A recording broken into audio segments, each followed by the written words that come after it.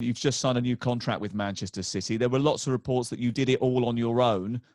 Is that usual? Why did you do that? Obviously, some things happened in the past with my former agent, and then I decided just with my people and my family that I'm just going to do it for myself. I think I'm at a certain age where I know enough about football. I know enough about the business side of football to understand and to express what I want as a person, as a player. At my age, I'm not really looking at a lot of individual things anymore. That makes it also easy, I think, to negotiate with the club. Negotiations it's easy and it's difficult because there's a lot of side notes to everything. But I think in the way we did it, I think it went perfectly well. I think the club was really happy, and I think for us it was an easy conversation to have. And maybe it's a little bit more direct like this. Maybe with an agent there's more going around and stuff, but I think as a player you can say more direct what you want, and I think it was clear from both sides. Did you just print off your statistics and say, look, this is how good I am? No. they probably know better than me. So obviously you're famous across the world now. You've established yourself as a Premier League star, a star for Belgium too. Cristiano Ronaldo and Messi are coming to the autumn of their careers. You've got Mbappe, Haaland, all in maybe the spring of theirs. Where do you see yourself in the conversation as one of the world's best players? It's difficult to say where. I think that's a subjective opinion to have. But I think the way that I've been forming, I think already for a long time, I think I'm at the peak of football players. Is that 5, is 10, 15, 20? If you're in the top 100 players in the world, that's unbelievable. How many football players do we have in the world? So it also depends, because people change quickly their opinion on form, no form. But I think since I've played in Wolfsburg till now, I've been constantly performing at a high level for my club and for my country. So that's the only thing that I can do. And then I can let everybody talk about rankings and all that stuff. And whatever the outcome is, I'm okay with it. So I'm fine. Well, last year you won the PFA Player of the Year. You were the first Manchester City player to do that. My sources tell me that you're favourite for the Football Writers Footballer of the Year this year. What does it mean, those individual awards? Do you cherish those as much as you do your Premier League title wins or your League Cup wins? I think the way that I look at it, I prefer first to win all the team trophies, and whatever I can get next as an individual is really nice, because it still gives you the appreciation from a lot of people, is that players, media, fans, that they enjoy the way that you perform, and also a part of how you are as a person off the field.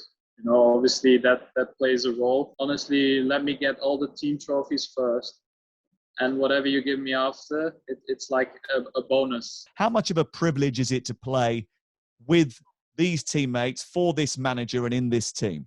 Signing the contract, an extension till I'm 34, says it all, because I think this is my way of thinking. In the next 4 years, I've got, in my view, chances to win Premier Leagues, other trophies. And I think this team is set up in such a good way that I think they can do that for the next 4 years in my case. But I think the way they set up from top to bottom, what I saw, I think they are ready to set themselves up, if they stay this way, to be good for the next 50 years. Because I saw the way that they work, the way that they recruit people, the way the youth is coming through. So there's a lot of setups that is going well. Even the women's team, everything is going really well. And I saw that from the inside out.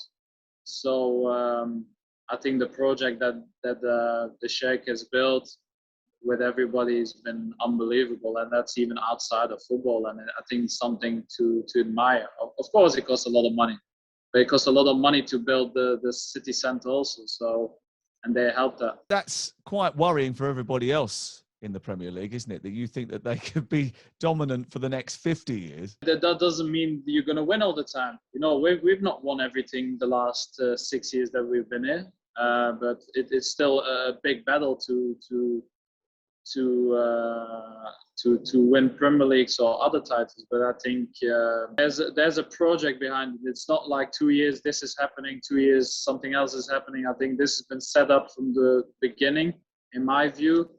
I don't know how people saw that the last time in the beginning, but I think the project has been clear, the way of playing has been clear, and it's something that I enjoy.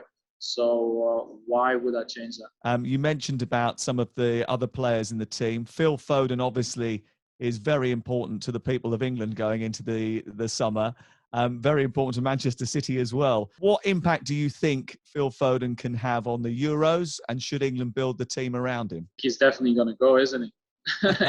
I think he is, yeah. Well, if you play for our team, I think you should be definitely picked for the England team. You know, obviously, I think I've had many conversations with the English guys. I say, if you look at your team, you should be one of the favorites for the Euros anyway. And Phil is there, no exception. I think he's got a big role to play, even if it's not this Euros. Whatever Southgate does, we're going to have him for the next 15 years, and I think it's going to be the same for City. So I think you guys should be very pleased that you can have a guy like Phil playing for club and country for the future. It's pretty clear that Manchester City are going to be champions over the next couple of weeks or so. Last year, you were 18 points behind Liverpool. You were strong after you were dumped out of the Champions League by Lyon. You know, you were upset by it. You wanted a reaction. Take me inside the training ground. Take me inside the dressing room and tell me what changed. What inspired this magnificent response from Manchester City? Everybody had about 10 days off, maybe less, with national team after Lyon. So I think when we came back, we were mentally not ready, or physically even not ready to start the Premier League, but we had to. And I think we were struggling in the first 2 months. But I think after a while, we found our footing, and then it became better and better. Not that we're playing really well, but I think mentally we were getting sharper. And I think since Christmas period, they went way better. And, you know, I think more in the mental state of go again, go again, go again. And it's been like this the last 4 or 5 months. Let's say on Sunday, you're going to wake up as a champion once again. You're the Premier League title winner. What will this title, in this COVID-secure bubble, this sanitised football environment, with all the restrictions, all the fixtures crammed into a very short period, mean to Kevin De Bruyne? Well, I think this would mean that if we would win it on Saturday or even later, that it's been the biggest mental test, I think, of all the trophies of all the years that's been happening. You know, with having no break, with all the restrictions in place, having no fans, you know, to motivate yourself every 3 days to go again and again and again is a mental test. And I think the team did superbly. You mentioned there about the number of medals that you've got and the titles that you've won before. Where do you keep all of your trophies? I was going through your roster of honours earlier on. I mean, it seemed to be like you've won an award every year since you started playing football. Where do you keep all of that? A lot of them I just have in England here. They're a little bit everywhere in the room. My wife hates it.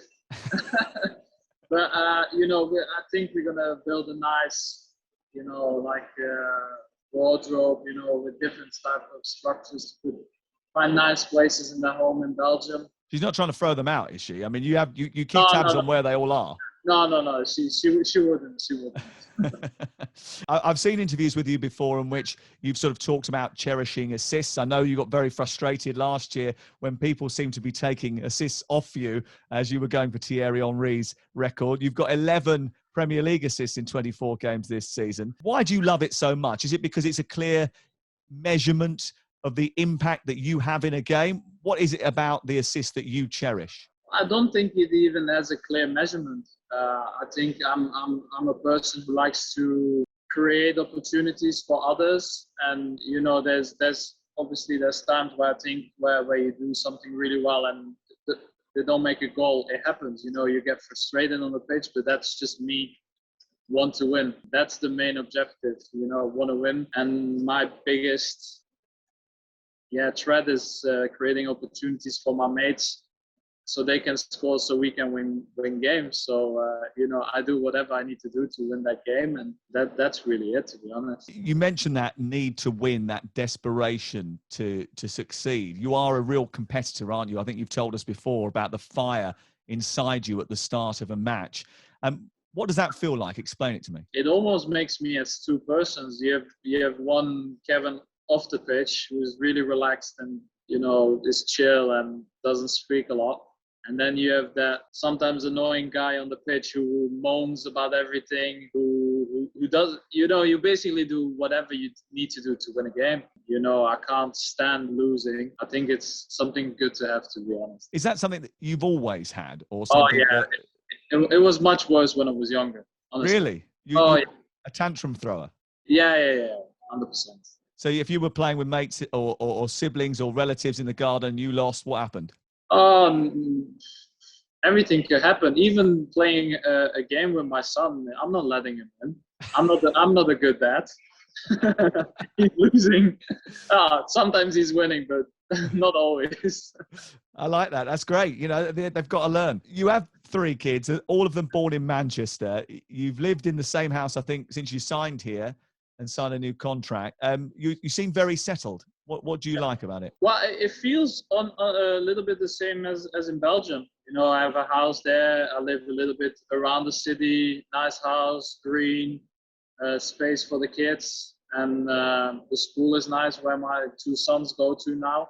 So we find our way of life. We like where we live, and we are happy. So I think that's the main importance next to the football. I think if my family is settled and I'm settled, it's going to help me being good at football.